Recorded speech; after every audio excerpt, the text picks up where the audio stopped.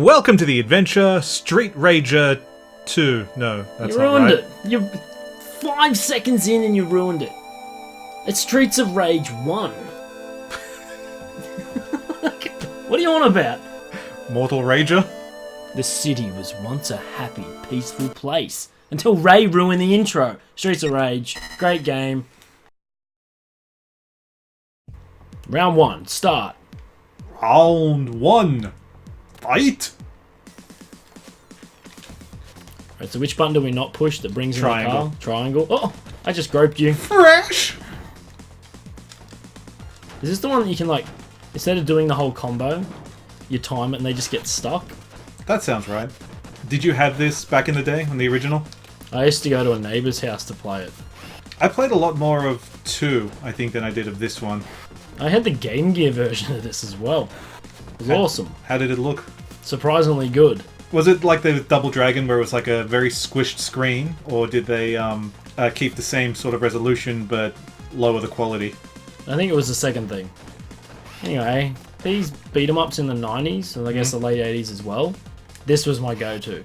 I think at the time I had more access to Nintendo systems, so I went more with Final Fight.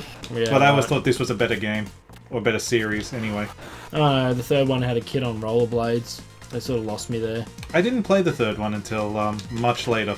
The second one was just a really good game. Yeah, the second one's the best. This is another one that they just were never able to bring into 3D. But I think that's where they got hung up trying to. Don't. Yeah, what's wrong with this? Like, especially, Look at Sonic Mania. people have tried to do fan versions of... Like, Sonic Mania was a fan game that got turned into an official release, but it's not the first time people have tried. There was a fan version of this, and Sega shut it down. Ah, that's right, there was too. I mean, Double Dragon Neon did pretty well, so the market is there for this kind of thing. Sega's just being really oddly stubborn. Almost Nintendo-like, actually. Yeah, true. But it plays well. I mean, I still think this game looks really good. Especially for a Mega Drive game. An early Mega Drive game, too. Like, you can tell this isn't one that's got, like, a high memory or anything like that. Nope. But it's one of the ones that people really remember. I did play a lot of the original Double Dragon, but I can't remember what I played Double Dragon on. Was it only ever really on the NES? No, I had it on the Atari. Maybe that's where I played it. It was on everything. There was a PC version. There was, like, 3 PC versions.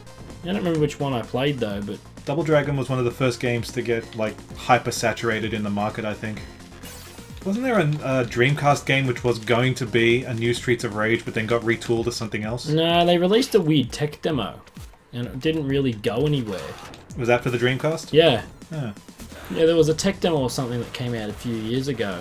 It was supposedly a Dreamcast version. It looked like garbage, but Surprisingly, a lot of Dreamcast games do look like garbage when you go back to them. that's true. Even when in your memory, like, I remember when we rented the Dreamcast, like, once we were just spent a weekend, went to the local Civic Video, rented a Dreamcast when it just came out with Sonic Adventure, Ready to Rumble, Toy Commander, and Sega Bass Fishing.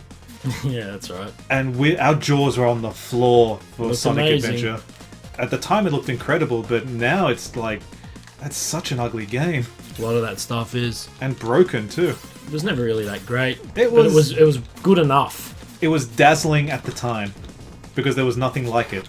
So I'm kind of glad they never really made another Streets of Rage. By 3, they had already started to go in that direction of just making garbage games. This is Sega first party? Yeah.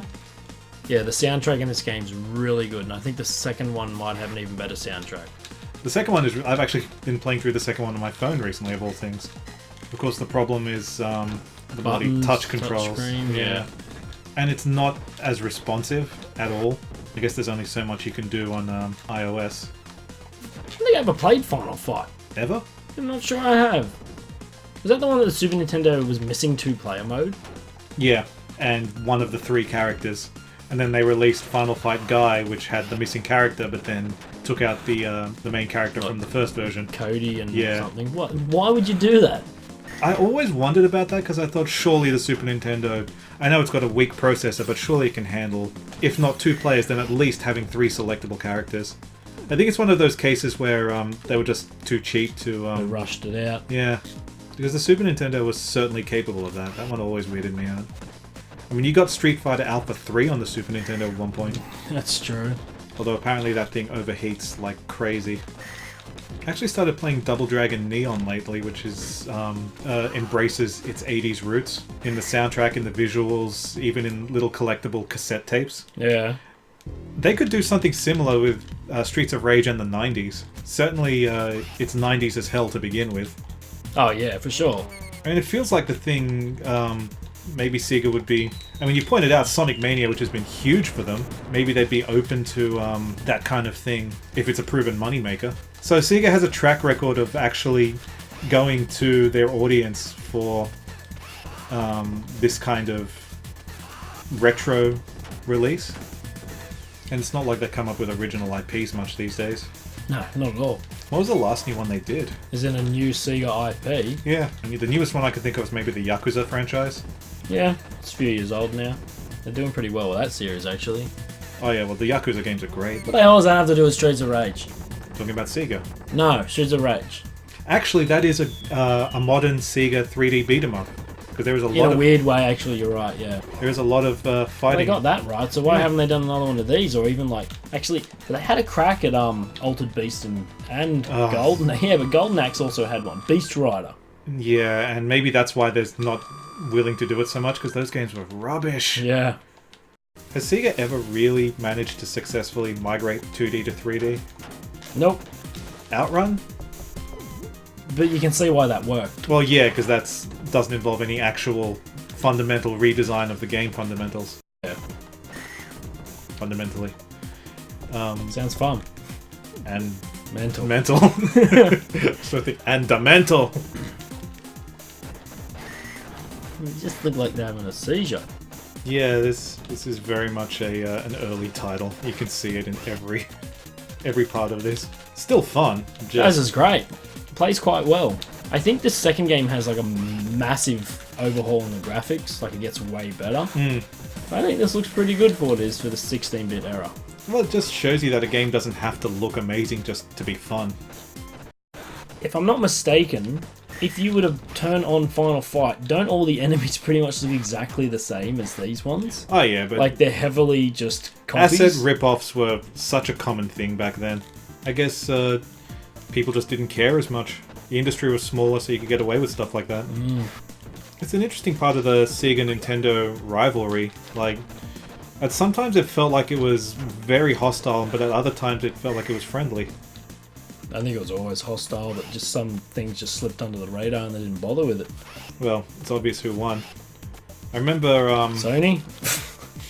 yeah, some point in the mid-90s, on Australian TV, A Current Affair interviewed representatives from Nintendo of Australia and Sega of Australia about the console wars. It's like one of the few TV shows about video games that wasn't all like, you know, ruining our children and think of the children and all that crap. And they were both saying like, oh yeah, we have a lot of respect and it's all friendly, we're all just trying to do this for the kids, we're going to win. Who said that? Both of them. And Sega got screwed. Well, then the late 90s happened and that was all she wrote. It's interesting if you'd like told me at the time that this is where the console game would be now with two completely separate companies. Nintendo just sort of hanging on. I mean, a lot has happened since this game was brand new. Yeah. It's surreal to think about, actually. Because these guys were titans. Like, you just thought they were too big to fail. Yeah, but then Sega started releasing all those weird add-ons, and you could see the direction. It's like, man, what they were doing. Well, Nintendo nearly went down that road too. PlayStation was originally a Nintendo add-on. Things like the mouse and the FX chip all trying to get as much life as possible. Well, Silicon Graphics that made the processor for the 64, they approached Sega. They did. And Sega told them to go and talk to Nintendo instead. Only because the Japanese department of Sega was working on the Saturn, and it was the head of the US Sega that the guy came and actually said, hey, we got this graphics thing, do you want to check it out? And he was impressed, and they flew in people from Japan, and he reckons that they were just against it from the get-go. Because they were making their own thing. The Saturn. So yeah, he supposedly was the head of Sega America that said, why don't you go and talk to Nintendo? Because Sega's not going to bite on this because the Japanese are in control here. Well, that was always the way, like, they want to get the Western market, but ultimately the power base never leaves Japan. And it is very difficult for a non-Japanese company to establish themselves over there. Yeah. Microsoft is still struggling. Nobody wants the Gaijin box. One problem with these games is you never. Sometimes you think you're on the same plane and you're not quite Yeah, there. you're not quite there, and you get screwed over for it.